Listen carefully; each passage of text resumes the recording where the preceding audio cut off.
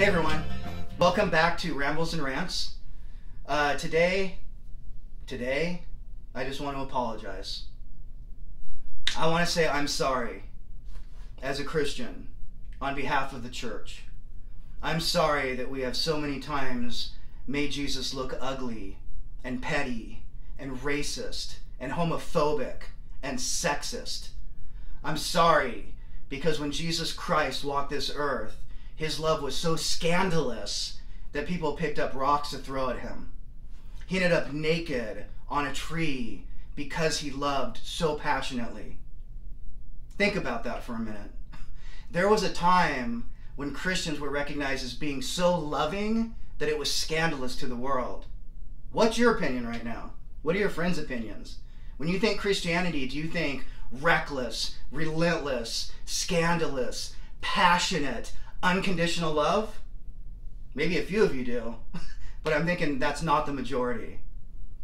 So I want to apologize. And I want to first say to the church, which I'm a part of, if you don't want me to apologize, too bad. Too late. Because I already am. I'm sorry. I'm sorry to the LGBTQ community. I'm sorry to my brothers and sisters who I know personally, who identify themselves. In this manner, I am sorry that the church has made you feel less than, other, sinner, dirty, out. I am sorry that some line in the sand has been drawn that doesn't even exist between the love of Jesus Christ and you.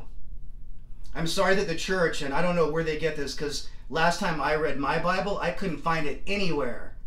But I am sorry that the church has made what you do and what you believe and what you think and you identify as the greatest sin ever. Interesting, church. When Jesus walked this earth, his harshest words were always for his people. Always. Look it up. If Jesus Christ was here right now, he would not be pointing fingers at those in the LGBTQ community. He would be pointing fingers first at the church. And he would be saying, what have you done in my name? What beauty did you show that was so scandalous? What love did you offer that was so relentless that nothing could stop it and that you were actually hated, you were actually despised, church, for loving so well? I don't know that we're doing that well at that. So I'm sorry. When we arrive before Jesus Christ, the question will not be, what was your sexuality? That's ridiculous. The question will be, did you know me? And I'm sorry to all of you that we have made him ugly, because why would you want to know him? Please, please, I beg you, give him a chance. If we've blown it and we've gone sideways on this thing, please forgive us. But don't hold that against him, because that is not who he is. Jesus Christ talks way more about greed, about materialism, about self-righteousness, about judgment of others, about how we're doing in our own marriages than he ever does about sexuality. And yet the church is captivated by this. Are you bisexual? Are you straight? Are you sleeping with this person? Are you sleeping? Have you repented? We need to make sure that you got all those boxes checked so we can invite you into something that isn't even ours to begin with. It belongs to him. I am sorry.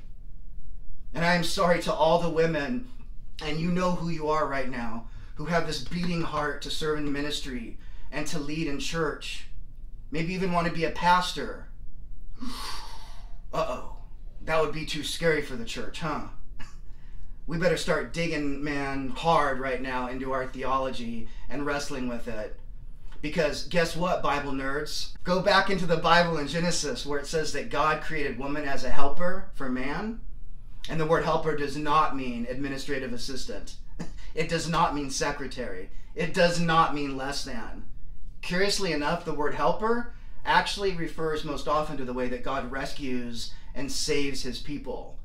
So if we're going to get helper right, it's definitely not less than. In fact, it might even look as more than sometimes, because this woman's got to rescue the man. There's a revolutionary idea. So women, if you have a passion for teaching and you have a passion for reaching people with the gospel of Jesus Christ, then I apologize to you for all of the churches who have this gross hierarchy in place where the males are on top and the women are subordinate, and that somehow that's biblical. Why don't we start at the beginning and see what God says about that, and then we'll work our way through. And finally, just to all of you, I am sorry. I am sorry if we ever, and I know I have, made the grace of Jesus Christ look anything less than absolutely miraculous and amazing and beautiful. It shouldn't matter the color of your skin. It shouldn't matter your sexuality. It shouldn't matter your gender.